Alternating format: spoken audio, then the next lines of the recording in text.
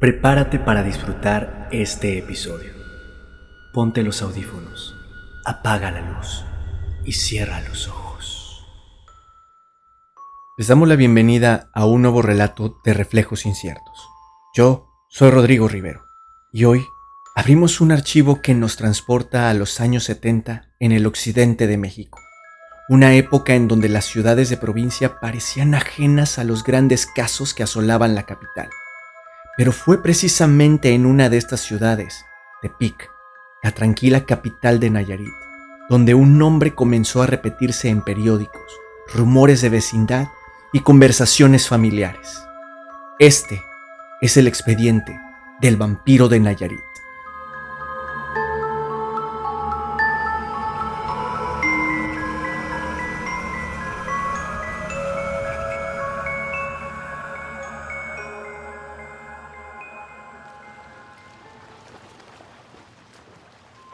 El vampiro de Nayarit no era un mito antiguo ni una leyenda heredada de los abuelos. Era un nombre que existió y que, tras su detención, se convirtió en el centro de un espectáculo mediático y al mismo tiempo en el reflejo de cómo la prensa podía transformar a un ser humano en un monstruo. La década de 1970 fue el auge de la nota roja en México.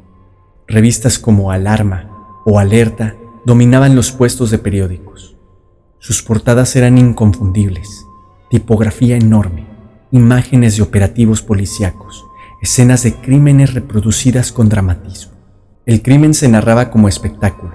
Los personajes de la delincuencia recibían apodos: las poquianchis, el chalequero, la tamalera de la Guerrero. Lo importante no era la verdad, sino el mito que se construía alrededor.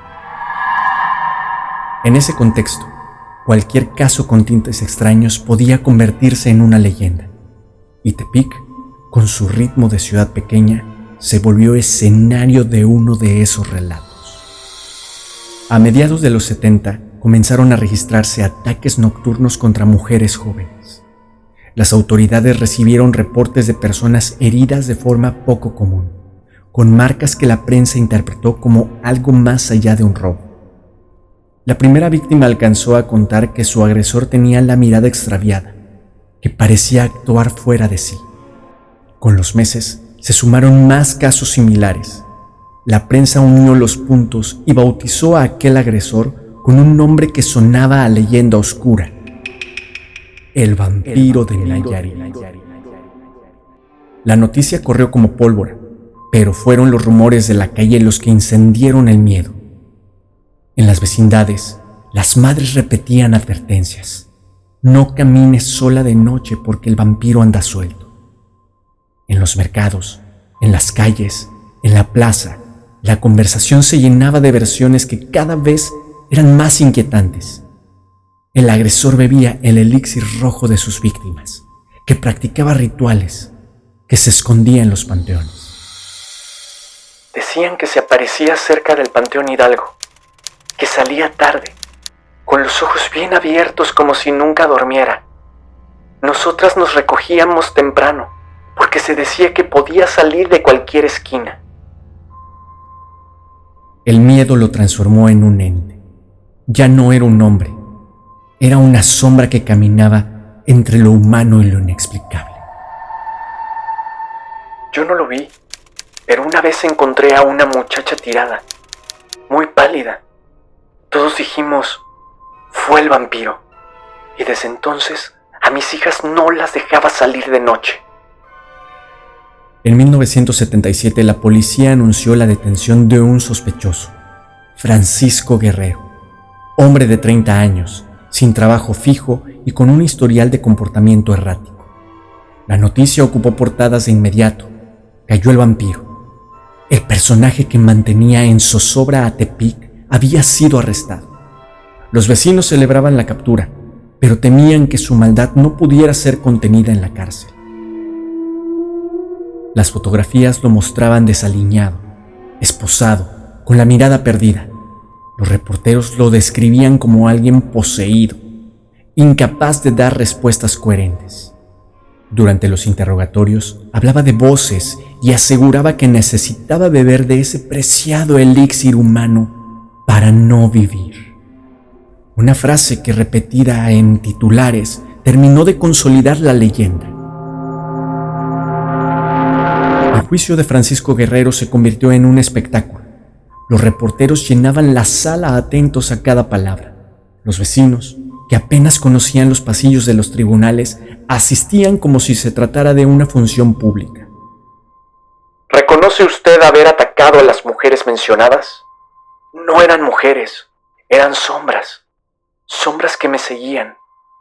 Yo solo quería que el ruido en mi cabeza se callara. Que conste en actas que el acusado no responde con coherencia.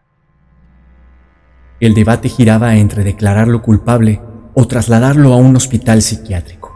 La prensa, sin embargo, no dudaba. Era un monstruo. Durante meses, el caso llenó los titulares de los diarios de todo el país. Las cifras de víctimas eran contradictorias. Algunos periódicos hablaban de 3, otros de 10. Nunca hubo registro oficial unificado, pero lo esencial ya estaba escrito. Un vampiro había caminado por Tepic. Tras el juicio, Guerrero fue internado en un hospital psiquiátrico. Allí desapareció de los registros públicos, pero no de la memoria colectiva. En Tepic, su figura sobrevivió como advertencia. De niño escuchaba que si salía tarde, el vampiro me iba a atacar. Con los años entendí que era tan solo un hombre con problemas mentales, pero en mi cabeza seguía siendo un monstruo. El vampiro dejó de ser un sujeto con nombre y apellido y se convirtió en el arquetipo del miedo, en la personificación de la advertencia, la historia que nos recuerda que el terror no siempre necesita fantasmas. A veces basta con un titular, una fotografía y la imaginación colectiva para temer a la oscuridad. El expediente del vampiro de Nayarit muestra cómo la prensa y los rumores pueden transformar a un hombre real en un monstruo. No sabemos con certeza cuántas de las acusaciones fueron ciertas y cuántas fueron invención editorial. Lo que sí sabemos es que su historia se convirtió en un símbolo de los años 70, en una advertencia, en el recordatorio de que la frontera entre el hombre enfermo y el monstruo inventado puede ser muy delgada. Nos interesa conocer tu opinión. Escríbenla en la caja de comentarios. No olvides suscribirte, darle me gusta y compartir este video para llegar a más personas. Si conoces alguna historia que te gustaría que narrara, compártela en la dirección que aparece en pantalla y únete a nuestra comunidad en redes sociales. Hasta la próxima. Y recuerda que las historias que escuchamos no son solo relatos de otros, son espejos en los que podemos ver el reflejo distorsionado en nuestra propia oscuridad.